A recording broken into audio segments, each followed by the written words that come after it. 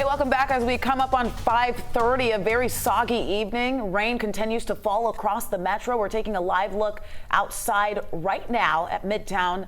Low clouds hanging there. Those raindrops still falling. Want to get a check of your forecast in these storms with Chief Meteorologist Chris Holcomb. We are seeing some improvement as this system moves through. The heaviest rain is pushing over to the east. We still have some rain here in Atlanta and over much of North Georgia, but it's not as heavy as it was earlier. In fact, you can see the reds and oranges and yellows to the east of the city over toward Athens, still into parts of Gwinnett County there, moving up into parts of Jackson County and Barrow County, that heavier rain, as well as here on the south side in parts of Butts County and Henry County. That's where we have that heaviest rain. But in the city, it's not over, but at least it is breaking up somewhat. It's still a wet drive home.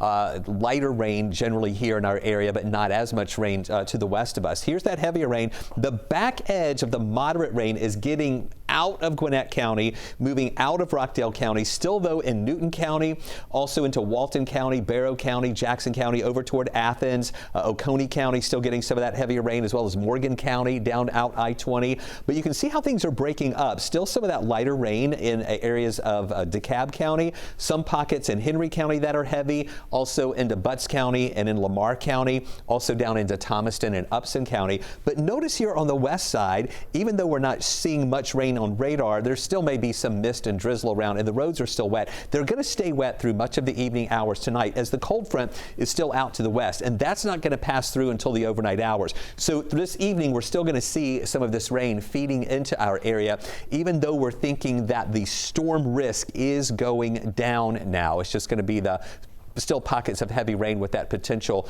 for some flooding. This is a live view right now at 285 and 75 there at Truist Park. Traffic backed up. The roads are wet. It is just not a fun drive home at all. The main threats we're watching for the evening will be those pockets of heavy rain still possible.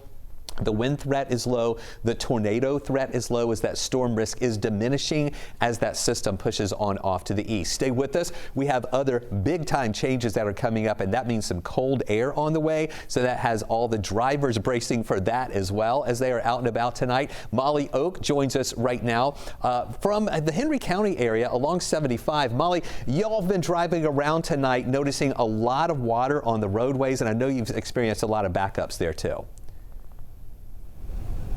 Yeah, Chris, I want to flip you guys around so you can see just what we're seeing. So we're not seeing as much rain right now, but we are still seeing a lot of those red brake lights. Take a look. This is what it's looking at in front of our car right now. The one thing we are seeing, even though the rain has diminished in our area, is we are still seeing that spray come up from the tires. I'll give you a look at the road right now too, with our tires kicking up some of that water, as you can see. But back up towards the front, the big thing that we're still noticing is just pooling on the side of the road. So most of it's just a lot of brake lights with this rush hour traffic as we head from Henry County closer into Clayton County. We've flipped around, giving you a look at I-75 northbound now as the roads continue to keep backed up here. But conditions, at least weather-wise, looking better in this area. Just keep it slow as there is some water on the roads, guys.